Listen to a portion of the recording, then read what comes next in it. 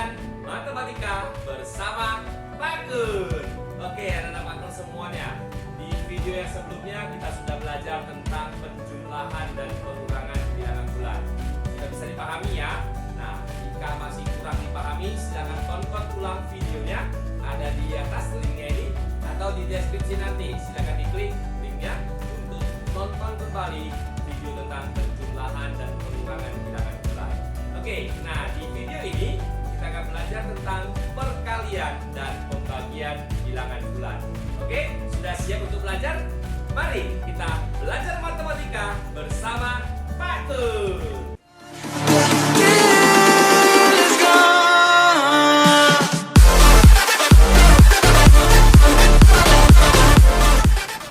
Oke, anak-anak Pak Gun sekalian, di video ini kita akan belajar tentang perkalian dan pembagian bilangan bulan. Oke, anak-anak Pak Gun, sudah bisa ya perkalian dan pembagian bilangan cacah? Nah, Pak Gun harapkan itu sudah dikuasai sehingga nanti kita di bagian bilangan bulan ini kita sudah lancar untuk kali-kali dan bagi-baginya. Oke, nah sebelum kita belajar tentang ini, nah Pak Gun mau kasih lihat sebuah tabel. Silakan kita perhatikan sama-sama ya. Nah, di tabel ini ada perkalian dan pembagian bilangan bulan. Nah, kita lihat sama-sama ya. Nah, di sini tertulis 2 dikali 3 hasilnya 6. Nah, terus berikutnya 2 dikali negatif 3 hasilnya negatif 6. Terus negatif 2 kali 3 hasilnya negatif 6. Nah, berikutnya lagi negatif 2 kali negatif 3 hasilnya 6. Nah, kenapa bisa berubah-berubah seperti itu ya? 2 kali 3 kan 6. Kenapa 2 kali negatif 3 hasilnya negatif 6 ya? Nah, terus selanjutnya tentang pembagian. 8 bagi 2 hasilnya 4. Nah, kalau 8 dibagi negatif 2 hasilnya negatif 4. Kalau diganti lagi, negatif 8 dibagi 2 hasilnya negatif 4. Nah, paling bawah negatif 8 bagi negatif 2 hasilnya 4. Kira-kira apa ya kesimpulan yang bisa kita tarik dari tabel ini? Bagaimana sih sifatnya perkalian dan pembagian bilangan bulat itu? Oke? Nah, dari tabel ini yang harus kita kuasai untuk sebagai dasar perkalian dan pembagian bilangan bulan. Ingat ya. Nah, jika bilangan pembagi dan yang dibagi atau bilangan pengali dan yang dikali itu adalah jenisnya yang sama, positif atau negatif, maka hasilnya itu harus bilangan positif. Oke? Pak Gun ulangi sekali lagi ya. Jika positif atau negatif, maka hasilnya ini harus positif. Jadi bilangan yang dikali dengan pengalinya, bilangan yang dibagi dengan pembaginya sama-sama positif atau sama-sama negatif, maka hasilnya harus positif. Oke? Diingat ya. Sama, maka hasilnya positif. Oke, nah yang berikutnya dari tabel yang tadi ya. Nah, jika bilangannya itu berbeda, jenis bilangannya berbeda, satu positif, satunya lagi negatif. Ya, satu negatif, satu lagi positif. Sama ini ya. Maka hasilnya harus bilangan negatif. Oke? Jadi bilangan yang dikali dengan pengalinya atau bilangan yang dibagi dengan pembaginya berbeda, satu positif, satu negatif, maka hasilnya harus negatif. Oke? Bisa dipahami ya? Jika sama, positif, jika beda, negatif. Oke, gampang ya? Nah, yuk kita lihat contoh supaya kita semakin memahaminya. Yuk kita masuk di ayo berlatih. Nah, yang pertama ini ada soal seperti ini. Hasil dari negatif 12 kali 4. Oke, yuk kita hitung ya sama-sama. Nah, untuk menghitungnya pertama-tama abaikan dulu positif negatifnya. Kalikan seperti biasa dulu, ya. Abaikan positif negatifnya. 12 kali 4, berapa hasilnya? Bisa ya? 12 kali 4 hasilnya 48. Nah, setelah itu kita cek hasilnya ini mau jadi positif atau jadi negatif. Yuk kita cek. Negatif 12. Ini adalah bilangan negatif. Oke? Nah, dikalikan dengan 4. 4 ini bilangan apa? Iya, 4 ini bilangan positif. Satu negatif, satunya lagi positif. Sama atau beda? Beda. Nah, kalau beda, tadi Pak Kur bilang hasilnya jadi apa? Iya, kalau beda, hasilnya harus negatif. Maka soal ini negatif 12 kali 4 hasilnya harus negatif 48. Oke? Bisa dipahami? Ya, kenapa harus negatif? Karena satu negatif, satu positif. Bilangannya berbeda. Nah, kalau berbeda, hasilnya harus negatif. Oke? Kita coba lagi ya ke contoh yang lain. Nah, kita coba contoh yang kedua. Hasil dari negatif 5 kali negatif 13. Oke, kita seperti yang tadi, kalikan seperti biasa. Abaikan dulu positif negatifnya. 5 kali 13. Hasilnya berapa? Iya, hasilnya 65. Baru kita cek jawabannya ini harus negatif atau positif ya. Kita cek. Nah, bilangan pertama negatif 5. Ini adalah bilangan negatif. Oke, yang kedua negatif 13. Ini adalah bilangan negatif juga. Sama atau berbeda? Sama. Sama-sama negatif. Nah, kalau sama hasilnya harus positif. Oke, maka jawabannya positif 65. Nah, jadi negatif 5 kali negatif 13 hasilnya adalah positif 65. Kenapa positif Pak Kur? Karena bilangan yang dikali dengan pengalinya sama, yaitu sama-sama negatif. Kalau sama, hasilnya harus positif. Bisa dipahami? Oke, diingat ya. Nah, hal ini juga berlaku di pembagian.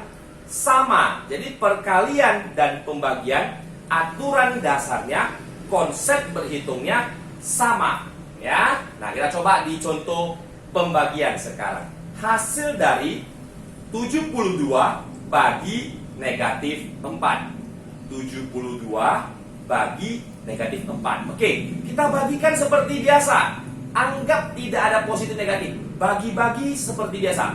72 bagi 4. Hasilnya berapa ya? Coba dihitung dulu. 72 bagi 4. Berapa hasilnya? Berapa? Oke, 18 ya. Nah, kita cek 18 ini harusnya positif atau negatif ya.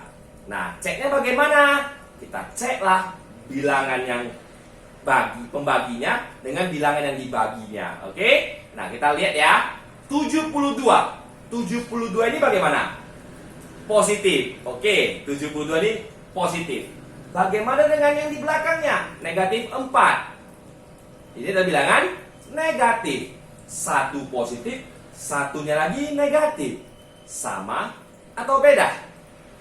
Beda. Nah, kalau beda bagaimana? Kalau beda, hasilnya harus negatif. Betul. Jadi jawaban untuk ini adalah negatif 18. Oke?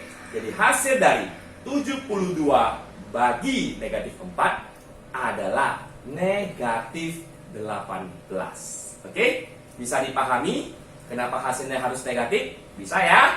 Oke. Kita lanjut ke contoh yang terakhir. Oke? Nah, ini ada sebuah contoh lagi. Hasil dari negatif 64 bagi dengan negatif 4. Oke? Nah, kita lihat cara pembagiannya. Ini bagi-bagi seperti biasa. Anggap tidak ada positif negatif. 64 bagi 4, hasilnya 16. Oke, kita lihat 16 ini harus positif atau negatif ya. Yuk kita cek lagi. 64 ada tanda negatif, maka ini bilangan negatif. 4 nya juga ada tanda negatif, maka ini juga bilangan negatif. Sama atau beda? Sama. Sama-sama negatif. Kalau sama, bagaimana? Hasilnya harus positif. Oke, jadi jawabannya adalah positif 16. Oke, jadi hasil dari negatif 64 bagi negatif 4 adalah positif 16. Bisa dipahami kenapa hasilnya harus positif? Kenapa hasilnya harus negatif? Bisa dipahami? Oke, Pak Kur ulangi lagi sebagai penguatan dan kesimpulan bagi kita semua. Jadi, jika bilangan yang dikali dengan pengalinya atau bilangan yang dibagi dengan pembaginya adalah jenis yang sama, sama-sama positif atau sama-sama negatif, hasilnya harus positif. Oke?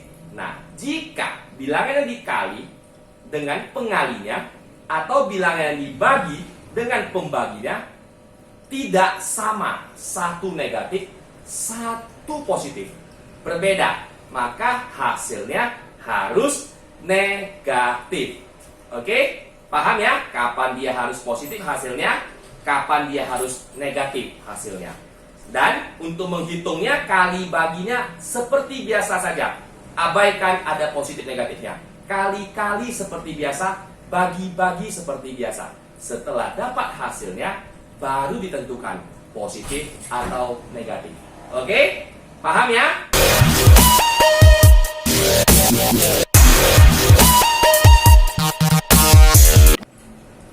Oke anak-anak Pak Kur sekalian, nah bagaimana jika kita ketemu soal yang operasi hitung perkalian atau pembagiannya seperti ini? Lebih dari sekali, kali-kali maupun bagi-baginya. Bagaimana cara kita mengerjakannya? Nah untuk itu Pak Kur kasih tips ya, yang paling gampang. Bagaimana kita mengerjakan jika ketemu soal-soal seperti ini untuk perkalian atau pembagian bilangan bulat. Jadi kita pakai caranya sistem coret ya. Kita coret tanda negatifnya. Cara coretnya juga itu harus coret tanda negatif secara sepasang-sepasang. Jadi kalau tidak sepasang tidak bisa coret, harus coret sepasang-sepasang. Bagaimana caranya? Yuk kita lihat sama-sama ya. Nah, untuk soal yang pertama yaitu hasil dari 2 kali negatif 5 kali 3. Nah, kita kalikan dulu seperti biasa. Abaikan positif negatifnya ya. 2 kali 5, 10. 10 kali 3, 30. Oke, hasilnya 30. Sekarang kita cek hasilnya ini mau negatif atau positif. Kita lihat, negatifnya itu cuma ada 1. Tanda negatifnya cuma ada 1.